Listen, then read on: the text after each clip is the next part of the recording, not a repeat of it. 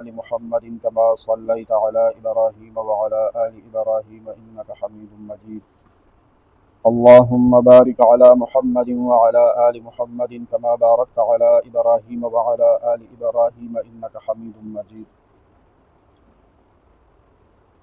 صحیح نیت او غلط او خراب نیت یعنی اخلاص او ریا د دې بیان روان دی.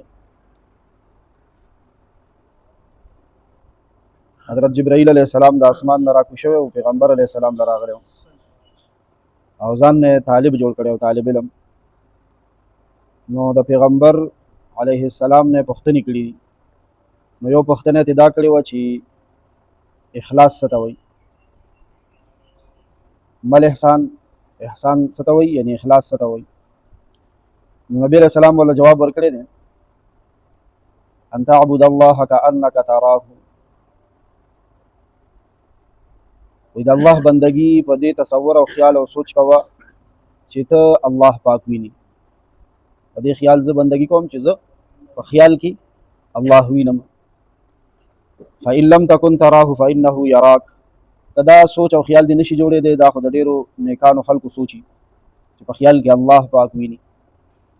کدی مقام او مرتبه ته نه رسیدلې نو بیا دا خیال کې راوله چې ما الله پاک ویني او دې کې څه شک دی. اوس مونږه په دې موجوده حالت کې الله پاک ویني ګوري که نه ویني، صرف لیدل قتل نه دی. والله د بدن د یو د اندرون نه د زړه د ارادو نه او د جذبو او د نیتونو نه الله پاک خبر دی، علیم کل دی. دا د اخلاص معنا دا د حدیث کې نبی علیہ السلام بیان کړی دا چې زه د الله بندگی په دې سوچ وکم چې زه په خیال کې الله وینم. دا سوچ مې نه راځي نو ما الله پاک ویني ګوري. اوس دا 1420 نمبر حدیث مبارک دی، 1620 نمبر. دې کې د غلط یقین د غلط نیت بیان دی. یو ډېر لوی اوچت عمل دی د دین علم حاصلول، ډېر فضایل راغلي دي. وایي چې څوک د دین د علم په تلاش او طلب کې مړ شو دا شهید مړ دی، مرګ د شهادت دی. او د دین د عالم د قلم صحیح چې دا کنه د قلم سیاهي انک د قیامت په ورځ به د ټول په وخت کې د شهید د وینې نه درنۍ دا صحیح. او عالم ته د دین زده کوونکي طالب ته څومره مخلوق چې دی دا ټول ورته دعاګانې کوي، ټول ورته دعاګانې کوي. په سمندر کې مایان، په سړو کې میږي، حشرات، په هوا کې مارغان، چرند پرند درند حشرات، دا ټول ورته دعاګانې کوي. د علم په تلاش کې چې ووتو د کوره د رحمت ملایکې خپو لاندې وزرې غوړوي. د الله لار کې چوزي مجاهد ملایکې د هغه د سر د پاسه وزرې نیسي. او طالب علم له خدای د ده نه اوچت مقام ورکړی، د ته خپو لاندې وزرې ږدي، چېرته د سر د پاسه وزرې او چېرته خپو لاندې. خو د دې باوجود چې دا دومره اوچت څیز دی د دین علم، دې کې چې کله غرض نیت خراب شو او د دنیاوي غرض دپاره علم حاصلی، وی دی به جنت خو څه کوي چې د جنت خوشبو به بوی نه کړي. غلط یقین او غلط نیت داسې خراب شی دی. وعن ابي هريره رضی الله تعالی عنه قال. دا حدیث مبارک د مشهور صحابي سیدنا حضرت ابو هريره رضی الله تعالی عنه نه روایت دی. الله پاک دې راضي شي، الله پاک دې د خپل ځان ناراضي کی، الله پاک دې زما ستاسو د ټول امت د طرف نه بهتري بدلی ورکړي. قال ویلی دي فرمایلی دي قال رسول الله صلی الله تعالی علیه وسلم، نبی پاک صلی الله علیه وسلم فرمایلی دي من تعلم علما، وی کم کس چې علم حاصل کو مما یبتغى به وجه الله عز وجل، او هغه علم چې د کم په ذریعه سره د الله پاک رضامندي حاصلېږي، هغه د دین علم دی. د دین علم یو د دنیا په یاده کنه هنر دی، تعلیم دی، سکول دی، ډیګری دی، ما خود حاصلې سره هم دنیا د پاره. د دنیا تعلیم خو د اول ورځ نه د مور پلار او د بچی د ټولو نیت دی چې سب حاصلې کی. لسم پاس کی نو نوکریږي با، 14 پاس کی نو افسر کیږي با، ایم فیلو کی ډیګری حاصل کی نو بالا افسر به جوړیږي، اعلی افسر به جوړیږي. د خپل ملک نه بهر ملک ته تعلیم د پاره ولېږي، ډاکټر افسر ته جوړیږي. نو هغه خو د اول ورځ نه نیت هم د دنیا دی، هغه کې خو د دنیا نیت وکړي نو په هغې پکړ نشته دی، ځکه خو دی هم د دنیا لپاره. د دین علم د دین په هغې کې نیت د دې خبرې وکړو چې راته دنیاوي غرض حاصل شي. لا يتعلمه الا ليصيب به عرضا من الدنيا، د نه زده کوي مګر دې مقصد دپاره چې د دنیا څه غرض په حاصل کی، د دنیا څه ساز و سامان په حاصل کی. لم یجد عرف الجنت، وای دا طالب علم چې د دین علم زده کړی د دنیاوي غرض دپاره کړی د دې به بیا نه مومي خوشبو د جنت یوم القیامت، د قیامت په ورځ باندې، یعنی ریحها، عرف ریح او خوشبو ته وایي. رواه ابو داود باسناد صحیح، دا حدیث امام ابو داود رحمه الله صحیح سند سره ذکر کړی دی.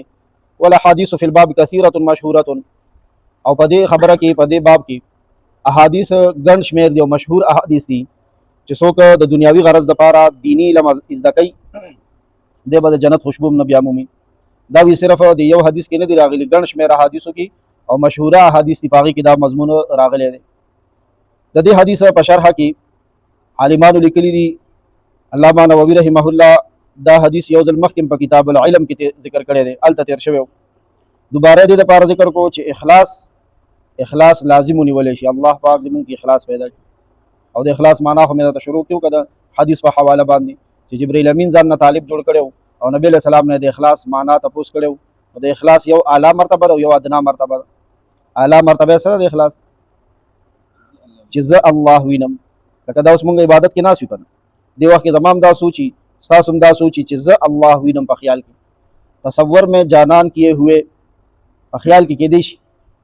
دا اعلی مرتبه ده، اعلی درجې پای والو خلکو ته نصیب کېږي. خدای دې مونږ ته هم نصیب کړي. داسې داسې نه چې بس ګینې په خپل سوچ او فکر به زه سوچ برابر کوم او زه الله وینم، کم دی ما ته خو نه ښکاري په تصور کې. مونږ خو هغه مرتبې ته نه یو رسېدلي چې ګینې زه به د ذهن پیچونه ټیټ کړم او بس څه به وکړم، زه بس سوچ کې الله وینم. ما ته خو سوچ کې هم کاپۍ دي او لوټونه دي او توړي دي او بریف کیسې دي او ځمکې دي او جایدادونه دي خیال کې. دا خواري غواړي الله ملاویږي الله والاو سره په ناسته باندې، چې الله والاو سره زمونږ ناسته وي یو ځل به دا مقام مونږ ته حاصل شي. ګنې ادنا اخلاص یې څه وښودلو چې ما الله پاک ویني، نو دې کې خو بیا اړو څه شک او شبه نشته، ما الله ویني. چې دا سوچ هم راته را نصیب شوی دی اوس موجوده حالت کې ما، نو آیا زما دا خوښه ده چې په دې پوزیشن کې ما الله ویني چې دې کم کې یم. رښتیا وایي بیا به سړی ټیم په ټیم ځان ښکلی کوي او ځان به ښه کوي که نه به ښه کوي چې ما الله ویني. ادب او ځان راغونډولو کې به سوچ او فکر کوي که نه چې ما الله ویني. ځینې حالت خو داسې وي چې په هغې کې یقین وکړه با ادبه سړی چې که نه حیاناک، ادا نه غواړي چې دې حالت کې د ما مور ویني، پلار مې دې ویني، د مالت یو مشر مې دې ویني. مونږ د خپلو سپین ږیرو مشرانو نه اورېدلي دي، وایي مونږ چې کله نه پوهېدو په ځوانۍ به مونږ حجامت کولو ږیره به هم خریله. وایي استاد چې داسې حیا وکړه نه چې خپل پلار خو پرېږده خپل تره، وایي د مالت یو مشر نه دی، وایي د هغه نه به مونږ لاړو پټو ته یو طرف ته او چې بیا به هم تازه حجامت کړی که نه وایي مخ به هم پټ کړی. پته نه لګي چې دا مشران دروغ وایي که رښتیا وایي، خو ما ته یې ویلي دي داسې یو وخت تېر شوی که نه. مطلب دغه ږیرې خریلو حالت کې دي دا حیا کوله چې ما د مشر ونه ویني، دا کرکه دي کوله. ځکه والا الله پاک د ژوند په آخره حصه کې د ږیرې پرېښودو توفیق ورکړي. دغه شان چې کله به یې تازه حجامت کړی نو بیا به هم دا سوډر بوډر مخه خپل مشر ته نه شو ښودلی، نو څه رومال مومال به یې تتو کړی چې بیا به یې لږ حجامت را ببر شو، ورځ دوه به تېره شوه نو بیا به حیا وکړه. نو اوس دا بنده نه خو حیا وشوه، خو دغه پټي کې چې حجامت کولو یا رومال لاندې چې ته حجامت شوی دی که نه، نو دا الله پاک ویني که نه ویني. که کله دا حیا د الله نه وشوه نو رښتیا وایي بیا به دې ږیره وخوري پټي کې یا په توره شپه کې یا پټ ځای کې هېڅکله به هسې د ږیرې د خریلو دا مسله مخې ته راله که نه. یعنې داسې هره ګناه ده. لقمان حکیم صاحب خپل زوی ته ویلي اول ډېر پابندۍ کې ساتلی و، دلته به نه ځي او هلته به نه ځي او په دې ټایم به نه ځي او په دې ټایم به کور ته راځي. نو په هلک سړي باندې خو دا پابندي ډېر بوجي که نه، چې زوی ته وایي چې ماښام نه پس دې ګورې بار ونه وینم، فلاني ځای ته لاړ نه شي، د باړې غاړې ته لاړ نه شي، د خوړ غاړې ته لاړ نه شي. درته پته وي چې هلته ټول بد خلک دي، بد نه شي چېرته. پابندۍ کې ساتلی و زوی. چې کله لږ داسې راغوټکی شو نو لقمان حکیم صاحب زوی ته وایي بس بچی اوس مې دنه پابندي اخوا کړه چې چېرته ځي او څه کې کوه. موږ ورته څه وایو فري هینډ مې دله درکړو. خو یو خیال ساته چې کله هم ګناه کې داسې ځای کې کوه چې هلته الله پاک نه وي. بس سرسري چې دې خبرې ته زوی سوچ کړی دی بس هغه خوشحاله شو چې دا کرکټې به یو لړې شخړې به یو منډې او ترډې به چې کم خوازمه چې بیا یې سوچ کړی دی چې یاره ګناه کوم په ډاک کې نو هلته هم الله شته، الله خو هر ځای کې چې حجره کې ګناه کوم هلته هم الله شته، چې بازار کې په جومات کې په مدرسه کې په لاره کوڅه کې الله پاک خو هر ځای کې.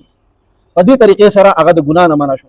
خو اول خواري ورسره کړې وه، الله یې پې پېژندلی چې الله پاک څوک دی، واجب الوجود دی، قادر مطلق دی، خالق کل دی، مالک الملک دی، علیم کل دی.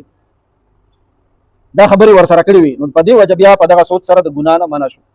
یقین کوي که زمونږ دا خیال دارو کنه چې ما الله ویني سم خیال زمونږ بلاس په غلط استعمال شي قرآن مجید ویلی دی وای دا بنده چې ګناه کوي دې ټیم کې دنه خدای هېري دا مارغان چې دینه کله خدای هېر شي ښکار شي ونې نه چې کله خدای هېر شي اوچه شي اوبو نه چې کله خدای هېر شي دا ودرېږي څښا شي څاروي نه چې کله خدای هېر شي هغه حلال شي کباب شي مئی نه چې کله خدای هېر شي هغه په کانټه کې ګیر شي جال کې او په کړي کې سور شي کباب شي بنده نه چې کله الله هېر شي نو دی نه سور کېږي نه کباب کېږي نه وچ کېږي دنه ګناه وشي بیا او چې بیا ورته کله الله رایاد شي چې الله نو بیا فوري طور باندې توبه وباسي بیا په داسې کسانو باندې الله پاک قرآن شریف کې آفرین ویلی دی چې په هیرت نه ګناه شو الله ته هېرو او چې څنګه ورته رایاد شو سمدستي خدای پاک ته توبه وایسته چې الله تا خو لیدلی کتلی زه د نه د دې جرم او د دې ګناه معافي غواړم الله پاک په قرآن شریف کې په داسې خلکو باندې آفرین ویلی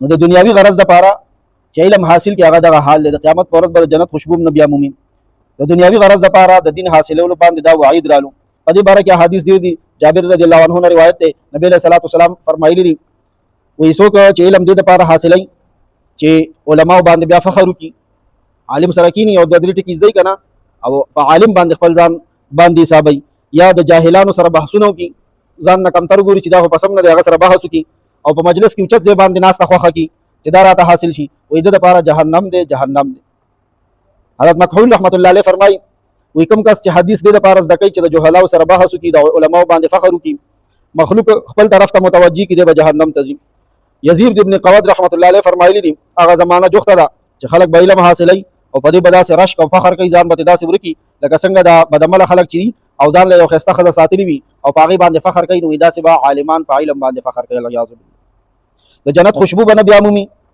د قیامت په ورځ باندې د دې جملې څو مطلب دي یو مطلب دا دی چې جنت ته به نه ځي ځکه خوشبو خو جنت کې ده جنت ته به نه داخلېږي اول کې به نه بیا به آخر کې داخل شي که جنت ته لاړو بل مطلب دا دی چې هلته به خوشبو وي خو دله به نه ورځي د دنیا کې ځینې کسان داسې چې د هغه دا قوت شامه نه ده د سپېږمو دا قوت دې کار پرېښی د الرجي د وجې نه عطر ولګي ما له خو بوی نه راځي نه ښه بوی ورځي او نه بد بوی ورځي نو دا به د ده دپاره سزا وي چې په جنت کې به دی خوشبویانې به وي خو خوشبو به نه محسوسوي ځکه د غلط نیت سره ګنده او بویناک نیت سره لوی پاک ښکلی علم زده کړی او بل مطلب دا دی چې ابتدا کې به ورته خوشبو نه میلاویږي بعد کې به ورته میلو شي خو کوم وخت چې تېنه محرومه شو نو محرومتیا خو محرومتیا وي الله پاک د زمونږ او ستاسو نیتونه خالص مخلص د خپلې رضا وګرځوي یا ارحم الراحمین